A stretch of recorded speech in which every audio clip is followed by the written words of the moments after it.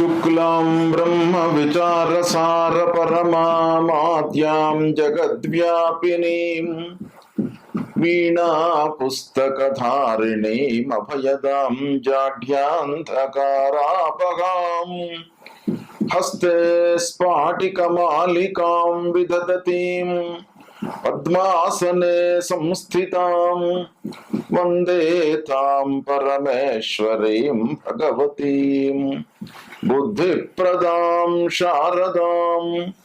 श्री महागणाधिपतये नमः। श्री महासरस्वत्यै नमः। श्री गुरुभ्यो नमः। 2025వ సంవత్సరానికి స్వాగతం. ప్రేక్షకులకు, శ్రోతలకు అందరికీ కూడాను 2025వ సంవత్సరము శుభాకాంక్షలు తెలియజేస్తూ, ఈ 2025వ సంవత్సరము అందరికీ కూడాను సుఖ సంతోషాలతో ఉండాలి అని చెప్పేసి ఆ భగవంతుణ్ణి ప్రార్థిస్తూ, 12 రాసులు ఈ సంవత్సరంలో 12 రాసులలో జన్మించినటువంటి వారికి ఈ 2025వ సంవత్సరంలో గోచార ఫలితాలు ఎలా ఉంటాయో తెలుసుకుందాం. 2025వ సంవత్సరంలో కుంభరాశిలో జన్మించినటువంటి వారికి గోచార ఫలితాలు ఎలా ఉన్నాయో తెలుసుకుందాం.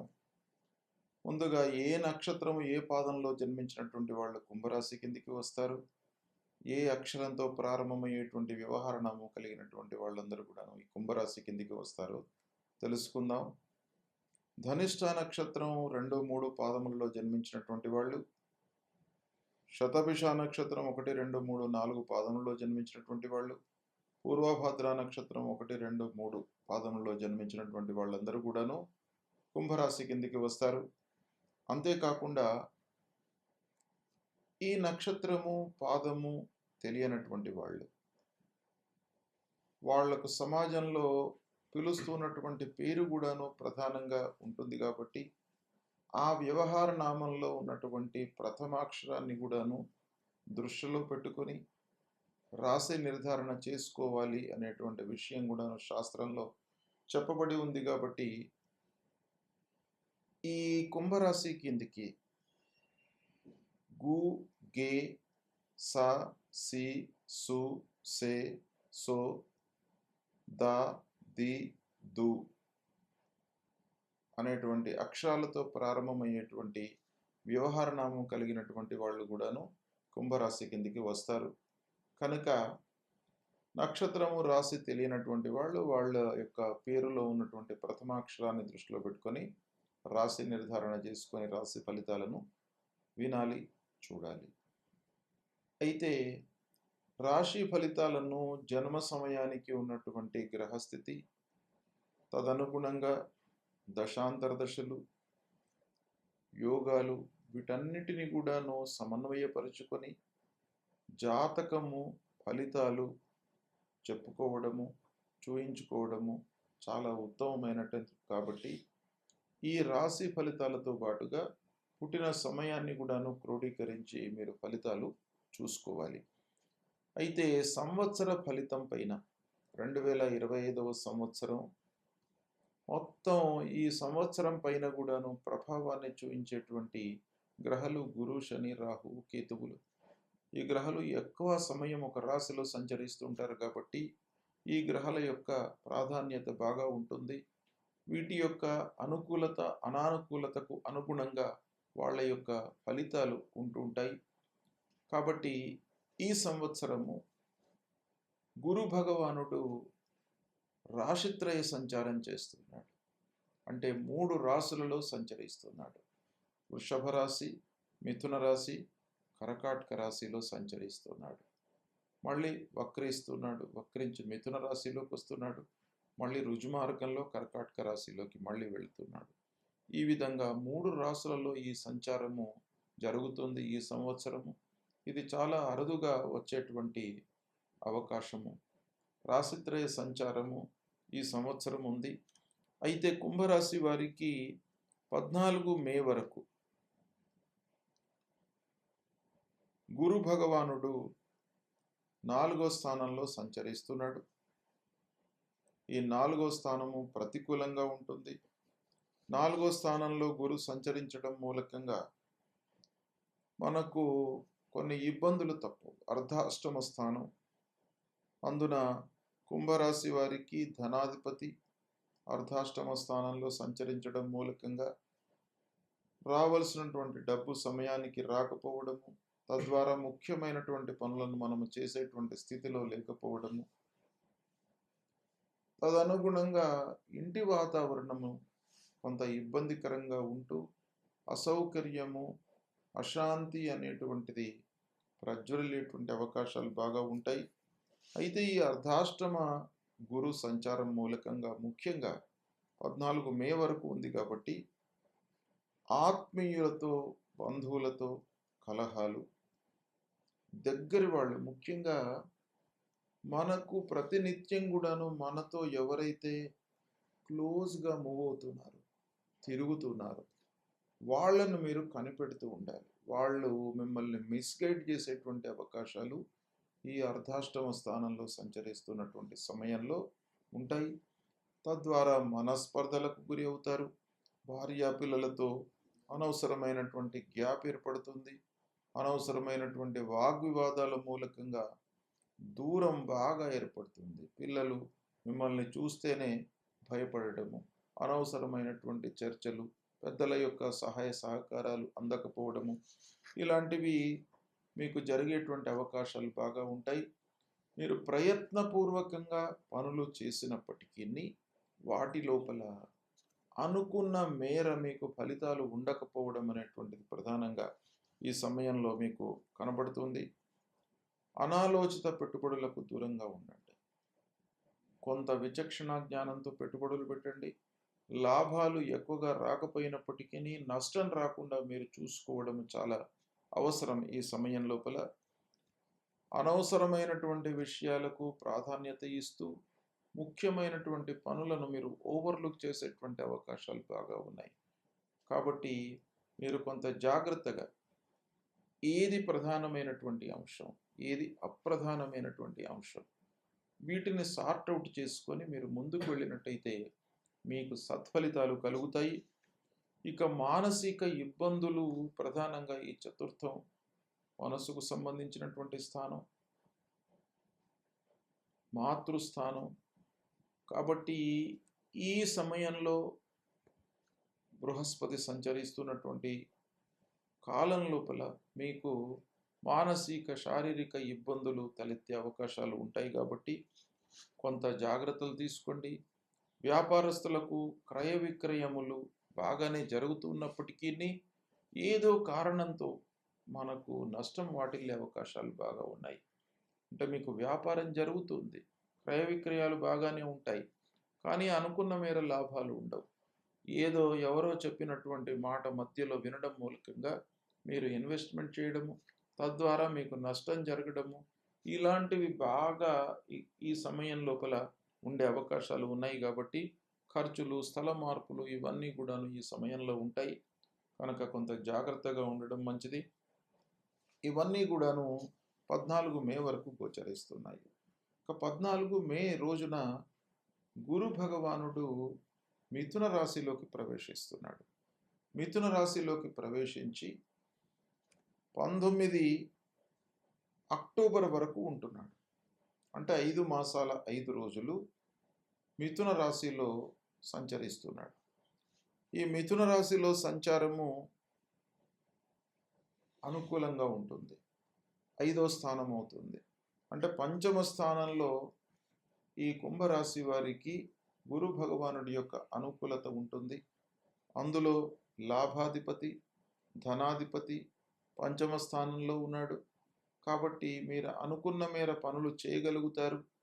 డబ్బు ఆదాయము స్థిరంగా ఉంటుంది. రావాల్సినటువంటి డబ్బు మీకు చేతికి అందుతుంది. పిల్లల విషయంలో మీరు మంచి నిర్ణయాలు తీసుకోగలుగుతారు. మంచి సంస్థలలో వాళ్ళను చేర్పించడానికి, హయ్యర్ ఎడ్యుకేషన్కి బాగా ఉపయోగపడేటువంటి సమయము. ఇక సాహసించి కూడాను మీరు పనులు చేసేటువంటి అవకాశాలు ఉంటాయి. అంటే సాహసించి చేయడము అనేటువంటిది కొంత ఎప్పటికైనా కూడాను మంచిది కాదు. అయినప్పటికీ ఏదో ఒక సమయం లోపల మనము సాహసించి చేస్తేనే సాహసే లక్ష్మి అన్నారు. మనము సాహసించి చేయనట్టయితే మనకు లక్ష్మి వరించదు. కానీ ఆ సాహసం చేసేటువంటి సమయం లోపల మీరు కొంత విచక్షణ జ్ఞానాన్ని ఉపయోగించినట్టయితే 100% మీకు లక్ష్మీ అమ్మవారు వరిస్తుంది మిమ్మల్ని. కాబట్టి సాహసంతో పాటుగా కొంత మీరు ఆలోచనను ముందుకు తీసుకువెళ్ళండి, లాభాలను పొందుతారు. ఇక ఇంటిలో భార్య పిల్లలతో మీరు సౌఖ్యంగా ఉంటారు ఈ సమయం లోపల. పూర్వం ఏదైతే ఇబ్బందులు అవన్నీ కూడాను తలెత్తాయో ఈ సమయంలో అవన్నీ కూడాను సద్దుమణిగేటువంటి అవకాశాలు ఉన్నాయి. కాబట్టి తల్లిదండ్రులు, భార్య పిల్లలు వీరందరితో సుఖమయమైనటువంటి జీవితాన్ని గడుపుతారు. ప్రశాంతమైనటువంటి వాతావరణం ఉంటుంది ఇంటిలో. కాబట్టి అది మీకు ఒక వరంగా ఉంటుంది.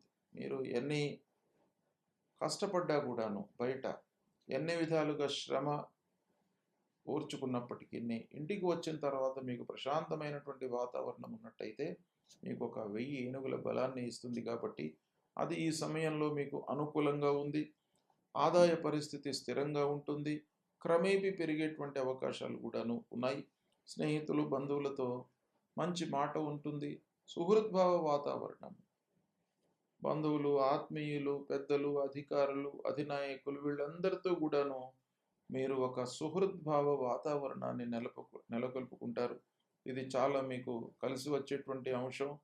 అందరితో మీకు సహాయ సహకారాలు అందుతాయి.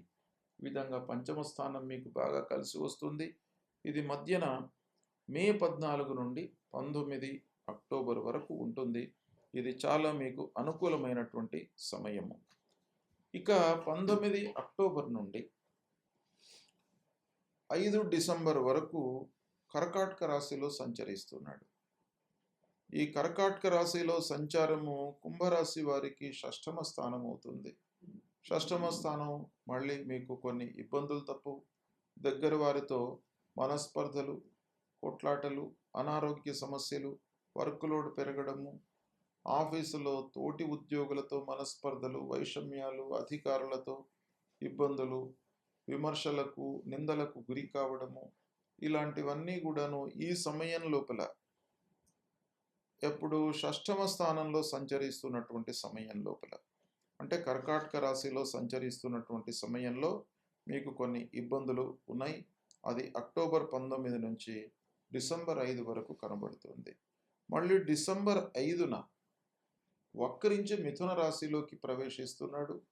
అక్కడి నుండి 1 జూన్ 2026 వరకు కూడాను వక్రించి మిథున రాశిలో ఉంటున్నాడు. మిథున రాశి సంచారం మీకు బాగా అనుకూలమవుతుంది. కాబట్టి ఓవరాల్గా మీకు గురువు 5వ స్థానంలో ఎక్కువ రోజులు ఉంటున్నాడు. కాబట్టి ఈ సంవత్సరం గురు భగవానుడి యొక్క అనుకూలత మీకు ఓవరాల్గా ఉంది.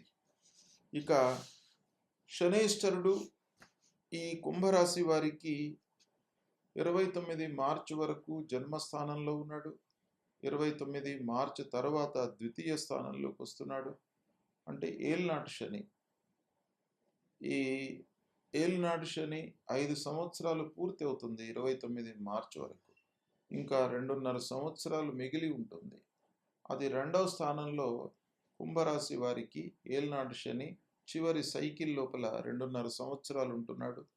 29 మార్చి తర్వాత కూడాను శని ప్రభావం మీ పైన బాగా ఉంటుంది. ఓవరాల్గా కుంభరాశి వారికి చూసినట్టయితే శని ప్రతికూలంగా ఉన్నాడు.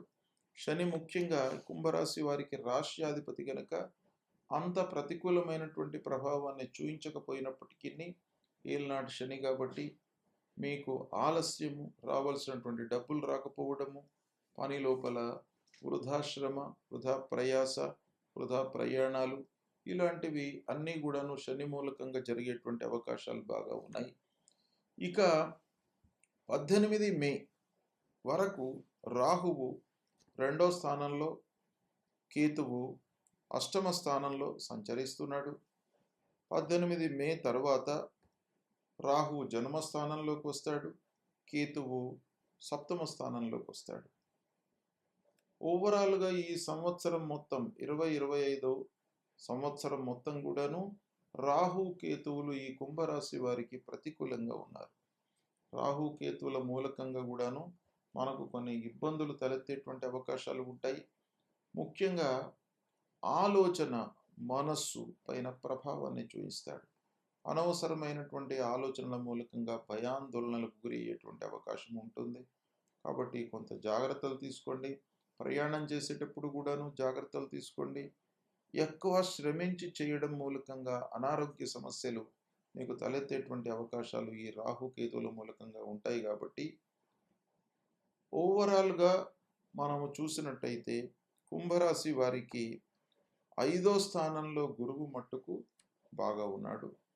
ఇది 19 అక్టోబర్ 14 మే నుండి 19 అక్టోబర్ వరకు ఉంటున్నాడు. అంటే 5 మాసాల 5 రోజులు మధ్యన మే నుండి అక్టోబర్ వరకు.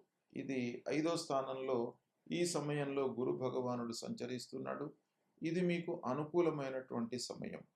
గురువు యొక్క ప్రభావము, సంచారము మన జాతకము పైన చాలా ఉంటుంది. మన వ్యవహారం పైన, మనం చేస్తున్నటువంటి పనులపైన ప్రభావం బాగా ఉంటుంది. కాబట్టి ఈ సమయము కొంత మీకు అనుకూలంగా ఉంటుంది. మిగతా సమయంలో గురువు కూడాను ప్రతికూలంగా ఉన్నాడు, శని కూడాను ప్రతికూలంగా ఉన్నాడు, రాహుకేతువులు కూడాను ప్రతికూలంగా ఉన్నారు. కాబట్టి కొంత ఆలోచించి నిర్ణయాలు తీసుకోవడము, 1కి 4 సార్లు ఆ పని గురించి తెలుసుకోవడము. మనం ఏ పని ప్రారంభం చేసినప్పటికీ ఆ పని యొక్క పూర్వాపరాలను, లాభాలాభాలను మనము తెలుసుకొని ముందుకు వెళ్ళడం చాలా మంచిది.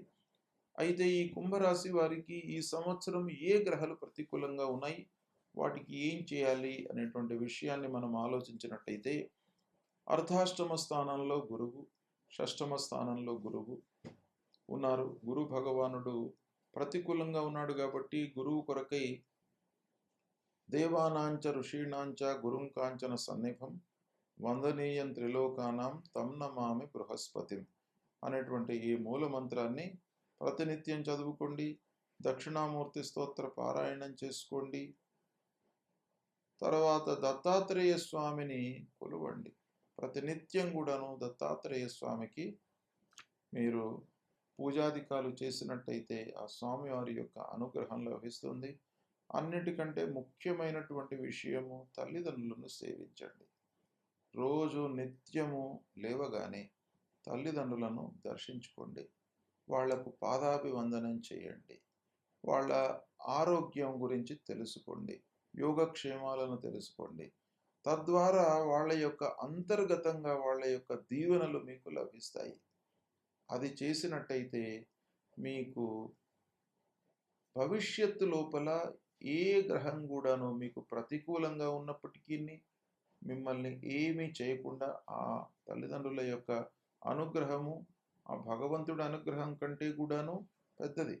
కాబట్టి తల్లిదండ్రులను సేవించినట్టయితే మీకు గురు భగవానుడి యొక్క అనుగ్రహం లభిస్తుంది. శనీశ్వరుడు కూడాను ప్రతికూలంగా ఉన్నాడు. కాబట్టి శని భగవానుణ్ణి మీరు సంతృప్తిపరచడానికి శివాలయానికి వెళ్ళండి. ప్రతినిత్యం కూడాను శివాలయానికి వెళ్ళి ఆ శివుడిని దర్శించుకున్నట్టయితే మీకు అపమృత్యు దోషాలు పోతాయి, అనారోగ్య సమస్యలు దూరమవుతాయి, ఆయుర్దాయము పెరుగుతుంది. ఆంజనేయ స్వామిని కూడాను దర్శించుకోండి. ఆంజనేయ స్వామిని దర్శించుకోవడం మూలకంగా మీకు భయభ్రాంతులు లేకుండా ఉంటాయి. మనిషి భయం లేకుండా ఉన్నట్టయితే కొన్ని అద్భుతాలు సృష్టించేటువంటి అవకాశాలు ఉన్నాయి. కాబట్టి ఆ భయము ఇవన్నీ కూడాను ఆ ఆంజనేయ స్వామిని దర్శించుకోవడం మూలకంగా కలుగుతుంది. ఇక రాహుకేతువుల కొరకై అమ్మవారిని దర్శించండి. అమ్మవారి దేవాలయానికి వెళ్ళండి. అమ్మగారు యొక్క మీకు అనుగ్రహం మూలకంగా తప్పకుండా మీకు మంచి జరుగుతుంది.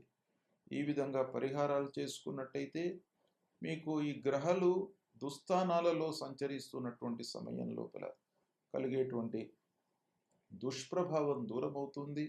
ఆ గురు భగవానుడి యొక్క అనుగ్రహంతో మీకు ఈ సంవత్సరం అంతా కూడాను మంచే జరుగుతుంది. ఈ పరిహారాలను మట్టుకు తప్పకుండా మీరు ఆచరించండి. శుభ ఫలితాలను పొందుతారు. శుభం.